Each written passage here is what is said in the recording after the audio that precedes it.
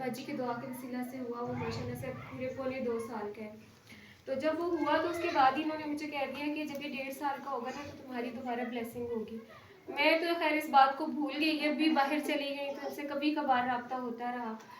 तो जब दोबारा जून जुलाई का महीना आया और ये वापस आई, और मैंने ख्वाब में भी ये देखा कि रुबीना बाजी जो है वो वापस आ रही हैं और मैं ना इनको ये आधा से मुझे दे रही हूँ और आधा मैं खा रही हूँ और हम मिठाई भी खा रहे हैं। मतलब वो मेरे जहन में था कि पता नहीं क्यों मुझे ऐसा ख्वाब आया है।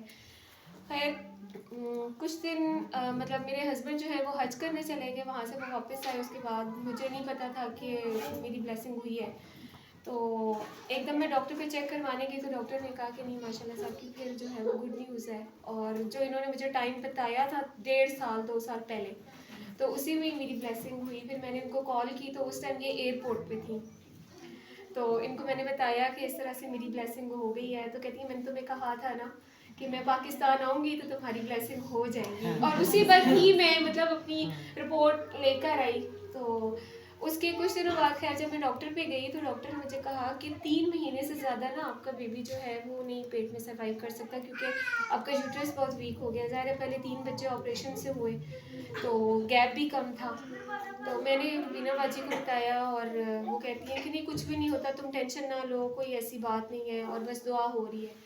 तो डॉक्टर ने मुझे दवाइयाँ देने से इनकार कर दिया। उसने कहा मैंने अब कोई मेडिसिन नहीं देनी, इतनी अच्छी मेडिकेशन पहले कर दी, अब इसके अलावा अब और मैंने नहीं देना, क्योंकि इसी से फ़र्क पड़ना होता तो हो जाता। खैर मैं इनसे दुआ करवाती रही हूँ, ये घर भी आई और इनसे दुआ भी करवाई, पानी भी पिया और तेल भी इस्तेमाल किया। तो अभी जब मैं चेक करवाने गई हूँ तो डॉक्टर हैरान हो गई कि ये तुम दोबारा कैसे आ गई हो। तो मैंने कहा ये वही बेबी है जो आपने कहा था, अभी मैं ब्लेसिंग भी हूँ। तो अभी तो है थोड़ा सा टाइम, लेकिन वो भी रुबीना बाजी की दुआ के वसीले से, ना कोई तकलीफ है ना दर्द है, कुछ भी नहीं है, सिर्फ रुबीना बाजी की दुआ की वजह से मुमकिन हुआ है।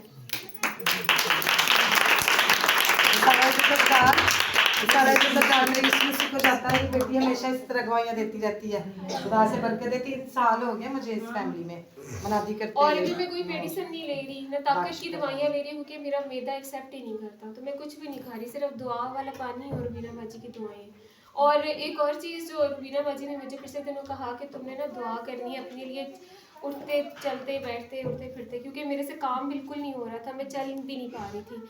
तो मैंने फिर ना ऐसे किया कि मैं सुबह उठना और मैंने सबसे पहले दुआ स्टार्ट कर देनी और अपने काम करते रहना। और अब मैं ऐसे भाग भाग के काम कर रही हूँ। और दूसरा ये भी है कि मेरी रोज़ ना रात को 3 सवा 3 बजे आँख खुल जाती है कि मैंने उस टाइम उठ के दुआ करनी है।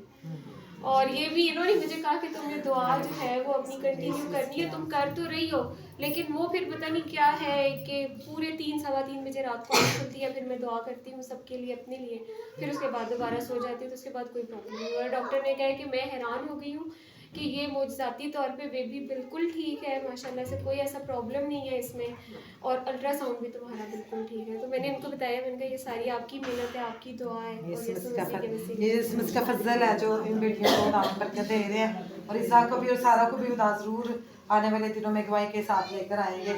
और मेरा ईमान है कि ये बेटियां जो है ना खुदा ने बड़ी बरकत है, ये जो इनको कहा जाता है ये पूरे तौर पे अमल करती हैं।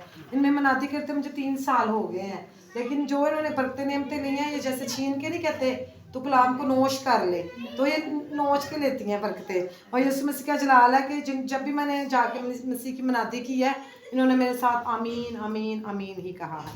जब भी मैं मसीह की मनाती के लिए इनके घर जाती हूँ तो इनके दरवाजे मनाती के लिए खुले रहते हैं। और मैं जब भी गई हूँ मैंने इनको अंजीलें दी, इन्होंने अंजीलें पढ़ी और इतनी ज़्यादा इन्होंने ब्लेसिंग ली है। और यीशु मसीह के फजल से आने वाली ज़िंदगी में भी मेरा ईमान है कि इनके बच्चों के बच्चे भी जो है ना बहुत ब्लेसिंग लेंगे। सारा इज्जत और जाल मेरे यीशु को जाता है। यीशु मसीह के लिए क्लैपिंग करें।